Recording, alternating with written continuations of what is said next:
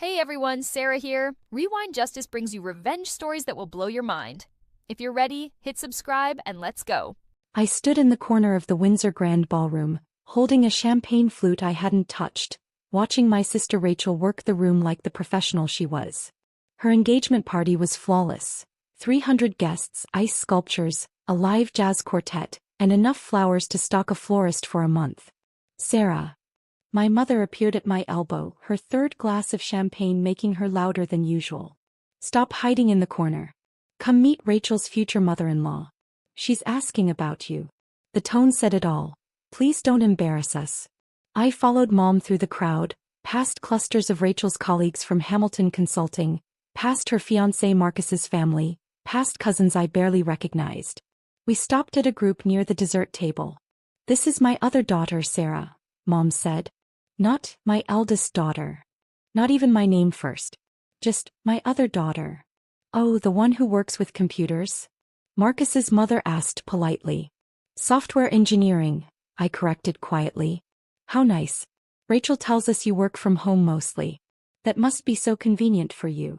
Convenient. Code for unsuccessful enough to not need a real office. Rachel materialized beside us, radiant in her custom engagement gown, her hand extended to show off the 3-carat diamond Marcus had proposed with. Sarah's very independent. She prefers working alone. Some people just aren't built for corporate environments, Marcus's aunt added sympathetically. Nothing wrong with that. I'd heard variations of this conversation my entire adult life. I smiled politely and said nothing. How long have you been single now, dear? Another aunt asked. 5 years. 6.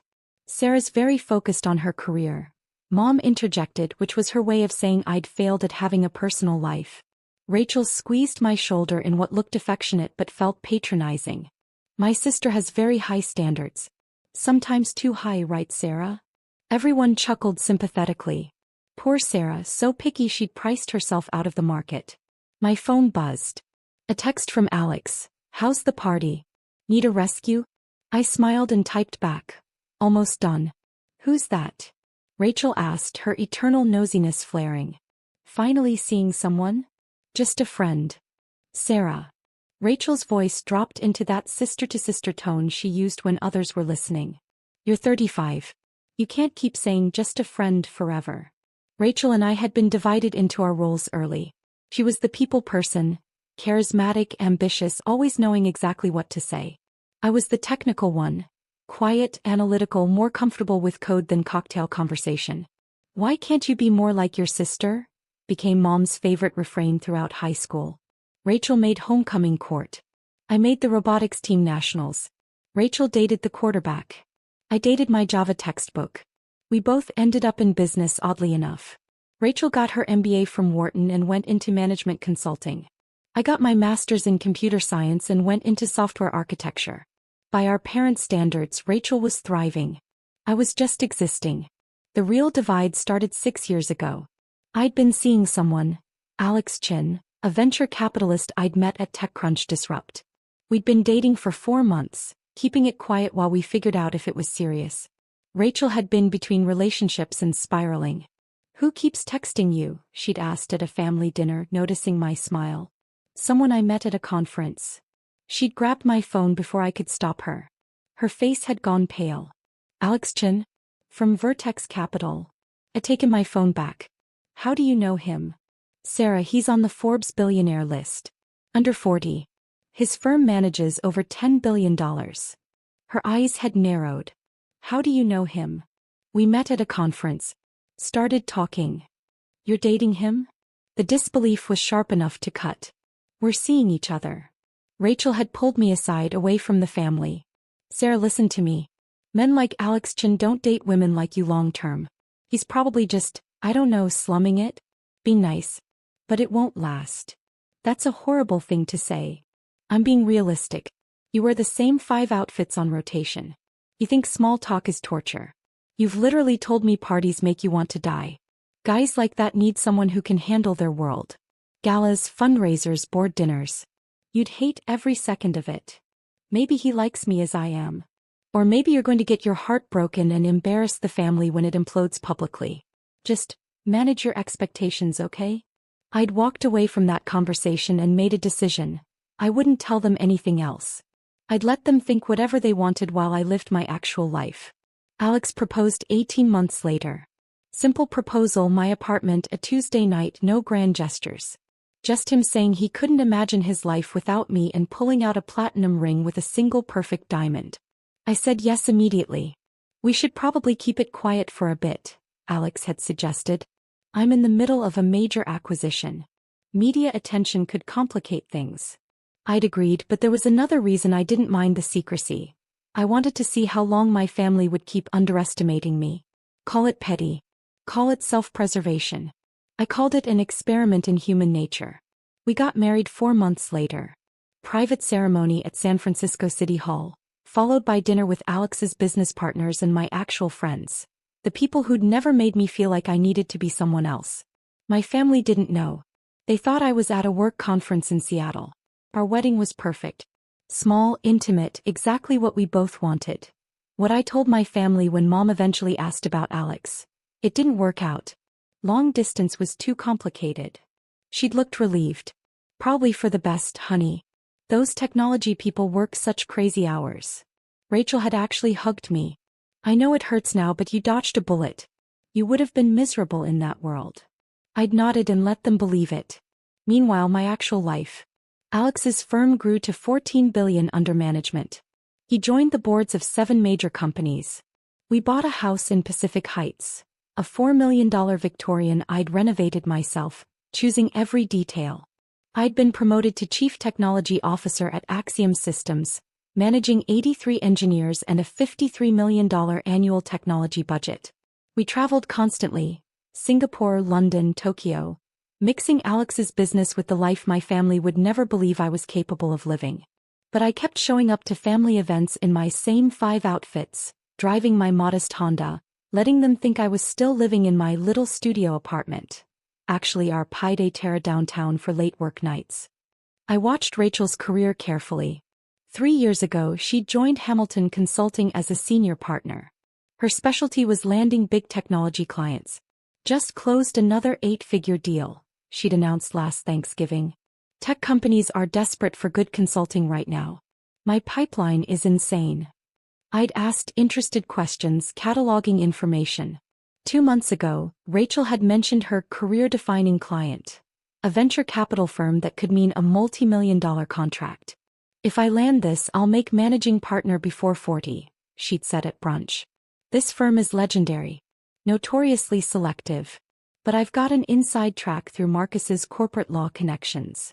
I'd sipped my coffee, already knowing which firm she meant. Alex had mentioned Hamilton Consulting's aggressive pitch. They've reached out 9 times in 6 weeks, he told me over dinner. The partner keeps name-dropping connections. Claims she can transform our portfolio strategy. What do you think? I'd asked. Overpriced. Underwhelming methodology. We're not interested. Rachel didn't know that. She thought she was weeks away from closing the biggest deal of her career. Which brought me to tonight, watching Rachel command her engagement party while she casually demolished me to anyone who'd listen.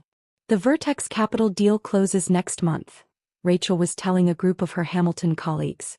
9 months of cultivation, but I finally have a meeting with their CEO. Once I present our proposal, it's essentially done. The relationship is there. I felt my phone buzz. Alex, how much longer? I miss you. Me 1 more hour. Then I'm all yours. Who are you texting?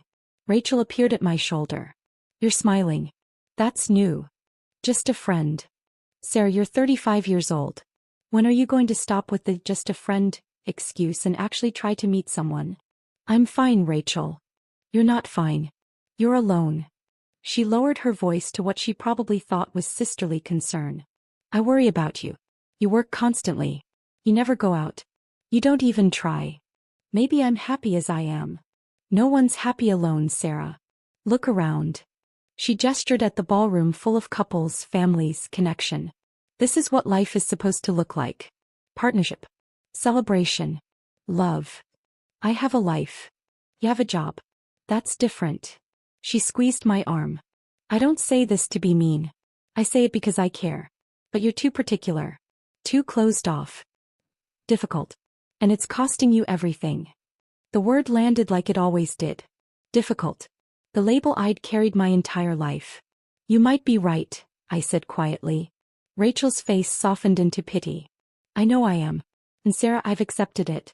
You're probably going to be single forever, and that's okay. Not everyone is meant for partnership. Some people are just... Rachel. Speech time. Marcus called from the center of the room. Rachel squeezed my arm once more. We'll talk later. I want to help you accept this. She swept away to join Marcus at the microphone. Someone handed them champagne glasses. The room quieted. Thank you all for being here, Marcus began, launching into a speech about finding his soulmate, about knowing when you'd met your perfect match, about the joy of building a life with someone who completes you. Rachel beamed beside him. When it was her turn, she pulled me up front. I want to thank my family, Rachel said, her arm around my shoulders. Especially my sister Sarah, who's been there for me my whole life, even though we're so different. Different. Code for, I'm successful, she's not. Sarah and I have such different paths, Rachel continued. She's brilliant with technology, really, truly brilliant. Lives her quiet life, perfectly content being independent. And I've learned to accept that not everyone wants what I have. The room made sympathetic noises. For years I kept trying to set Sarah up, introduce her to people, help her find someone. But I've realized, Rachel's voice took on that confiding tone that carried perfectly across the silent room. My sister might just be one of those people who's meant to be alone. She's too particular. Too set in her ways. Too difficult for most people to handle. Polite, pitying applause. And honestly, Rachel looked directly at me. I think you'll never find anyone, Sarah. Not because you're not wonderful, you are. But because you won't compromise. You won't try. And I've made peace with that. I hope you can too. He hugged me. The room applauded. Everyone was looking at me with sympathy and pity, and that particular kind of satisfaction people get when they see someone else's failure and feel better about their own lives. I pulled back and said clearly, You're absolutely right, Rachel. I'll never find anyone. She looked relieved, like I'd finally accepted reality. I stepped away from the microphone, pulled out my phone, and texted Alex.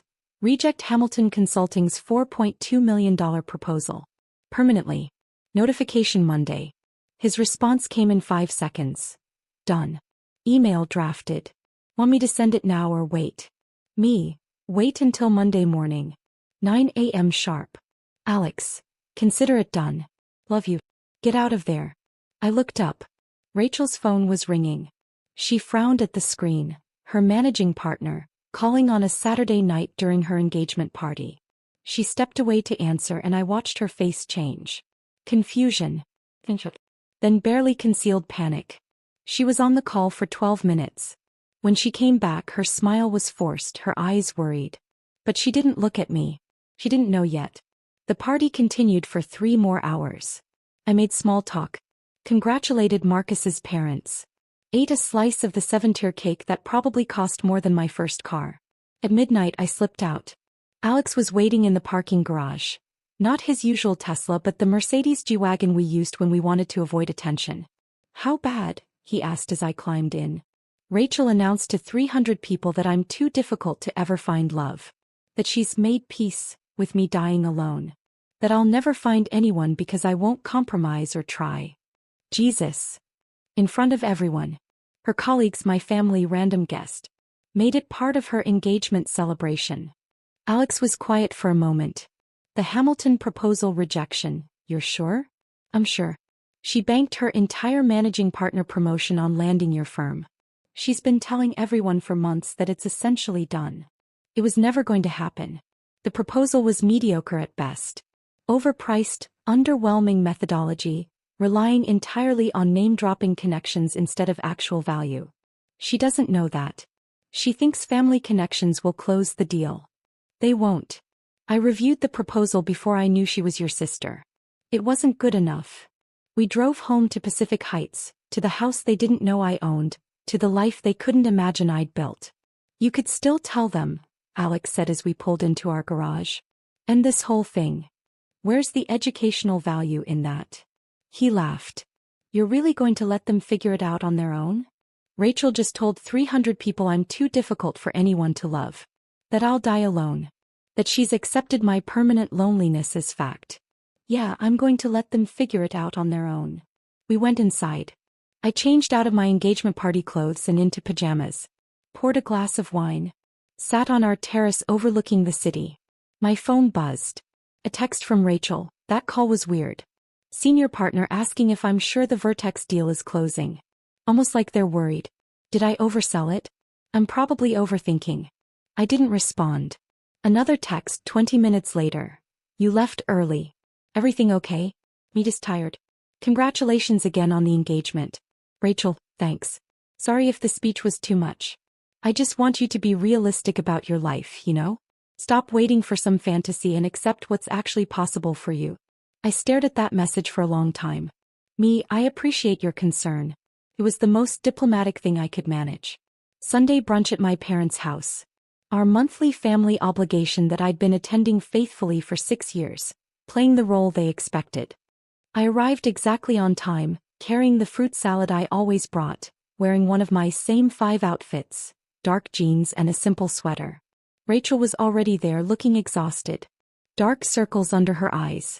Her usual confidence replaced by something twitchy and worried. Sarah. Mom called out. Come in. Rachel was just telling us about some work stress. I set down the fruit salad and joined them in the dining room. Dad was reading the financial section. Mom was arranging pastries. Rachel was staring at her phone like it might bite her. Everything okay? I asked. No. Rachel looked up. Everything is not okay. I just got an email from Vertex Capital. Our proposal was rejected. Permanently. The CEO personally signed the rejection. Oh no, Mom said. I thought that was a sure thing. It was supposed to be. 9 months of relationship building. Inside connections. Everything was perfect. Rachel's hands were shaking. The rejection letter was brutal. Said they have no interest in Hamilton Consulting Services now or in the foreseeable future. That's not standard language. That's personal. Maybe the proposal just wasn't right for them, Dad suggested. No. I've been doing this for 12 years. I know when a deal is solid. This was solid. Rachel looked directly at me. Until someone sabotaged it. The accusation hung in the air. Why would anyone sabotage you? I asked calmly. I don't know, Sarah. You tell me. You work in tech. Do you know anyone at Vertex Capital? My phone buzzed. Alex. Board meeting done early. Home for lunch. Me at parents' house. Might be a while. Sarah, Rachel asked you a question, Mom prompted. Do I know anyone at Vertex Capital? I repeated. Why would that matter? Because this rejection was personal. The CEO doesn't typically get involved in declining consulting proposals. Someone influenced this decision. Rachel's voice was rising. And it happened exactly 24 hours after my engagement party. She stopped. After you what? I asked. Nothing. No, say it. After you announced to 300 people that I'm too difficult to love? That I'll never find anyone? That you've accepted, I'll die alone. Rachel's face flushed. I didn't mean it like that. Then how did you mean it? I was trying to help you be realistic. By making my supposed failure the centerpiece of your engagement celebration? Girls, Mom interjected. This isn't about the party. It's exactly about the party, I said. Rachel, you asked if I know anyone at Vertex Capital. The answer is yes. I know the CEO quite well, actually. Rachel's eyes widened. You know Alex Chin? Very well. How? Could you introduce me? Sarah, if I could just get one meeting to explain. No. What do you mean no? This is my career. If you have any connection at all. I said no, Rachel. Why? Why are you being so difficult about this? This is typical, you keeping information to yourself, refusing to help family. I can't introduce you to my husband. The silence was absolute. Mom's coffee cup stopped halfway to her mouth. Dad's newspaper rustled and went still. Rachel stared at me like I'd started speaking Mandarin. What did you say? Rachel's voice was barely a whisper. Alex Chin. He's my husband. We've been married for 4 years. That's not funny. I'm not joking. I pulled out my phone, opened my photos and slid it across the table. Our wedding photo, Me in a simple white dress, Alex in a dark suit, both of us smiling at City Hall. Mom picked up my phone with trembling hands. When was this? 4 years ago. June 22nd. You got married 4 years ago and never told us? Dad's voice was sharp. You were busy with Rachel's promotion party that weekend. We didn't want to overshadow it. Didn't want to, Mom sputtered. Your wedding. We wanted something small anyway. Just us and close friends. It was perfect. Rachel grabbed my phone, zooming in on the photo like she could find evidence it was fake. This is really Alex Chin? The venture capitalist? Yes. The one who just rejected my proposal? Yes. You. Rachel's face was cycling through emotions too fast to track. You told him to reject it. I suggested he give your proposal the consideration it deserved. Which was none, Rachel said bitterly. You told him to reject it permanently. No. I told him you were my sister and asked him to review your proposal fairly. He rejected it permanently because it wasn't good enough. That's a lie. My proposal was excellent. Your proposal was overpriced by 30%, relied on methodology that's been outdated for 3 years, and demonstrated no understanding of Vertex's actual investment strategy. Alex told me that before he knew you were my sister. Rachel stood up abruptly, her chair scraping back. You sabotaged me. I protected my husband from a mediocre pitch from someone who spent 6 years telling me I'm not good enough for anything. Mediocre. Rachel's voice cracked. You think my work is mediocre? I think you're competent at your job. I also think you've been coasting on charm and connections instead of developing actual expertise. And I think you assumed family relationship would override merit. It didn't. This is unbelievable. Rachel turned to our parents. Are you hearing this? She deliberately destroyed my career out of spite. I didn't destroy anything, I said calmly. I declined to help you leverage a relationship you didn't know existed. Those are very different things. You should have told him to accept the proposal, Mom said. That's what family does. Is it? Because family also doesn't announce to 300 people that their sister is too difficult to love. But Rachel managed that just fine. I was trying to help you accept reality, Rachel insisted. No, you were making my supposed loneliness part of your celebration. You pitted me publicly to make yourself feel superior. That's not true. Rachel, you told 300 people I'd never find anyone. You said I'm too difficult, too particular, too set in my ways. You told them you'd made peace with my permanent solitude. I looked at her steadily. The only problem is, while you were accepting my lonely future, I was already married to a man you've been desperately trying to impress for 9 months. How long have you known I was pitching to Vertex? Rachel asked slowly. Since you first mentioned it. 3 months ago. You knew. This entire time, you knew you were married to the CEO I was pursuing and you said nothing. Why would I? You'd already decided I was a failure. I was just letting you believe what you wanted to believe. Rachel was scrolling through her phone frantically. The house in Pacific Heights. The Victorian that was in Architectural Digest last year. That's yours. Mine and Alex's. The CTO position at Axiom Systems. $53 million technology budget. That's you. For 3 years. Jesus Christ. Rachel looked up, her expression a mixture of betrayal and disbelief. You've been lying to us for years. No, Rachel. I've been living my life quietly while you made assumptions. There's a difference. We thought you were struggling. Mom protested. We thought you needed support. You thought I was a failure, I corrected. You thought I was too difficult to find love, too unsuccessful to matter. The only difference between what you believed and reality is that you never asked. You just assumed the worst. Because you let us. Dad said. You showed up in old clothes, drove that beat-up Honda. That beat-up Honda is my commuter car. I also have a Range Rover. I just never saw a reason to prove anything to people who'd already decided I wasn't worth their respect. My phone buzzed. Alex, should I come get you? You've been there 2 hours. I texted back. Yes. Bring the Porsche. I stood up. I need to go. You can't just leave, Dad said. We need to discuss this. Discuss what? How you've treated me like an embarrassment for 6 years. How Rachel made my supposed loneliness into entertainment. I think we've covered that pretty thoroughly. Sarah, wait. Rachel stood too. The Vertex proposal. Can you get Alex to reconsider? I looked at my sister. This person who'd spent years making me feel small, who'd announced my eternal solitude to a ballroom full of people, who'd pitted me publicly while I was living a life she couldn't imagine. No. Please. If you just explain that I'm your sister. Alex knows you're my sister. That's precisely why he added, permanently, to the rejection. He doesn't do business with people who hurt me. I didn't hurt you. Rachel, you told 300 people I'd die alone. At your engagement party. You made my supposed failure part of your celebration. I was trying to help you accept. No. You were trying to prove you were better than me. And it worked until you discovered that the life you thought I was living was complete fiction. A car horn sounded outside. I walked to the window.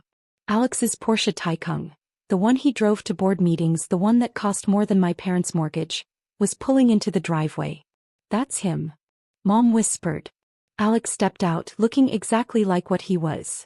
A billionaire in casual weekend clothes that probably cost more than most people's monthly salary. He walked to the door. I opened it before he could knock.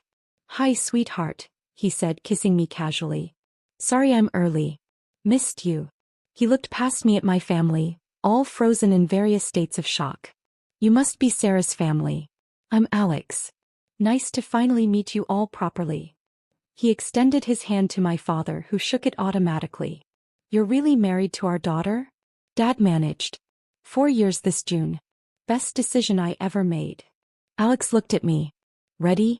We have the Hendersons' dinner at 6. The Hendersons? Rachel's voice was faint. Governor Henderson? His wife and Sarah were college roommates, Alex said easily. We have dinner monthly. Sarah, you should probably change. Maria mentioned it's formal tonight. I picked up my purse. I'll meet you in the car. 2 minutes. Alex nodded and headed outside. I turned back to my family. I need to go. We're expected at the governor's mansion. Sarah, wait. Rachel's voice stopped me. We need to talk about this. All of it. About what? About how you've spent years making me feel worthless. About how you announced my loneliness to 300 people. About how you banked your career on a connection you didn't know existed. About why you never told us. You want to know why I didn't tell you I married Alex? I looked at each of them. Because 6 years ago when I first started dating him, Rachel told me men like him don't end up with women like me. She said I'd embarrass the family when it inevitably fell apart. She made it her mission to convince me I wasn't good enough. I was trying to protect you. No, Rachel. You were trying to prove you were superior. And instead of fighting you, I decided to let you believe whatever you wanted while I built the life I actually wanted. A life that, as it turns out, exceeds anything you've managed. That's cruel, Mom said. Is it? Was it cruel when Rachel announced I'd die alone? When she said I'm too difficult for anyone to love? When she made 300 people pity me? I headed for the door. I don't think I'm the cruel one here. I walked out, leaving them in stunned silence. The calls started within the hour. Rachel, Sarah, we need to talk. What you did to my career. Call me back. Mom, Sarah Elizabeth Peterson, or Chin, I suppose. This is not how family handles things. Call me immediately. Dad, your mother is very upset. We need to discuss this like adults. I listened to each voicemail while getting ready for the Hendersons' dinner. A formal black dress, diamond earrings Alex had given me for our anniversary, my wedding ring that I'd worn for 4 years but that my family had somehow never noticed. You going to call them back? Alex asked, adjusting his tie. Eventually. Not tonight. Rachel's going to lose that promotion. She was never getting our business. Her proposal was weak. The only reason she thought it was guaranteed was because she assumed connections would override competence. She's going to blame you forever. Probably. I looked at him. Do you think I should have told them earlier? I think you protected yourself from people who constantly underestimated you. There's nothing wrong with that. We went to the Hendersons, a casual gathering of 30 people including 2 senators, a federal judge and 3 Fortune 500 CEOs. Maria Henderson had been my college roommate. She knew everything. They finally know? She asked when we had a moment alone. Found out today. How'd they take it? Rachel's convinced I sabotaged her career. Mom thinks I'm cruel. Dad's just confused. Good. Maybe they'll think twice before dismissing you next time. The next morning I woke to 63 text messages. Cousins, OMB, you're married to Alex Chin? Aunts, why didn't you tell us? Uncle Mike, saw your house in that magazine. When can we visit? And one from Rachel, I need that introduction to Vertex. My job depends on it. Please. I called her. She answered immediately. Sarah, thank God. Look, I know I said things. You told 300 people I'd die alone. Silence. I didn't mean it like that. Yes, you did. You've spent 6 years making me feel like a failure, Rachel. Every family gathering. Every holiday. Constant comments about my relationship status, my career, my life choices. You needed me to be the unsuccessful sister so you could be the star. That's not fair. Isn't it? You built your entire identity on being better than me. And you needed me to actually be worse to make that work.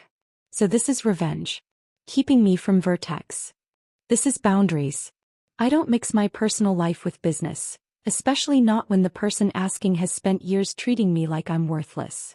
I'm your sister. And I'm yours. Did that stop you from publicly humiliating me at your engagement party? Long silence.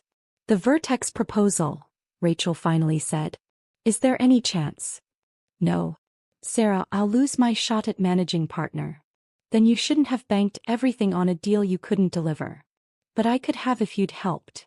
No, Rachel. You couldn't have. Alex reviewed your proposal blind. He said it was overpriced and underwhelming. The only reason you thought it was done was because you were counting on connections you didn't actually have. I had connections through Marcus. And Alex doesn't care about connections. He cares about competence. Your proposal wasn't good enough. That's not my fault. I hung up. 6 weeks later I met my parents for coffee. Neutral ground, a Starbucks between their house and my office. They looked older. Tired. We owe you an apology, Mom started. For what specifically? For assuming the worst. For not asking questions. For treating you like you were less than Rachel. I've always been less than Rachel. In your eyes. That's not true. Dad protested weakly. Dad, you literally introduced me as our other daughter at events. Not by name. Just the other one. He winced. We thought you were struggling, Mom said. You drove an old car. Wore simple clothes. Never talked about your life. Because every time I tried you changed the subject to Rachel. After a while I stopped trying. We're sorry, Dad said. Truly. We've been terrible parents to you. Yeah. You have been. Can we fix this? Mom asked. I looked at them. These people who'd made me feel invisible for years, who were only interested now that they'd discovered I was successful by their standards. I don't know. Can you actually treat me like you value me? Not just because I married someone successful, but because I'm your daughter. We want to try, Mom said. Then start by understanding why I kept this from you. I didn't hide my marriage out of spite. I hid it because you'd already decided I was a failure, and I didn't want your judgment contaminating the best thing in my life. We talked for 2 hours. They asked about Alex, about my work, about the house. Actually listened to my answers. Why didn't you tell us about the wedding? Dad asked. Because it was Rachel's promotion weekend. I didn't want to compete with that. So Alex and I just did our own thing. We would have come, Mom said. Would you? Or would you have spent the whole ceremony wondering why someone like Alex was marrying someone like me? She didn't answer. I need time, I told them. I need to see if you can treat me with respect, not just pity that I happened to marry well. That's fair, Dad said. We parted with careful hugs, the kind that acknowledged we were trying but weren't there yet. 3 months later, Alex and I hosted our first family dinner at the Pacific Heights house. My parents came. Rachel declined, citing work obligations. Mom cried walking through the house I designed. This is beautiful, Sarah. Really beautiful. Dad spent 20 minutes in my home office looking at my awards, my degrees, the framed Forbes article about emerging tech leaders. I'm proud of you, he said quietly. First time I could remember hearing those words. We had dinner on the terrace. Nothing fancy, just good food and conversation that felt, for the first time in years, genuine. It wasn't perfect. Years of dismissal don't evaporate in one dinner. But it was a start. 6 months after that, Rachel texted, "Can we talk? Really talk? We met at the same Starbucks. She looked different, less certain, more humble. I'm not making managing partner this year, she said. The Vertex thing killed my momentum. I'm sorry. Are you though? Yes. I didn't want you to fail, Rachel.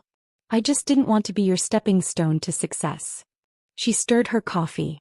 I've been in therapy, trying to figure out why I needed you to be unsuccessful so badly.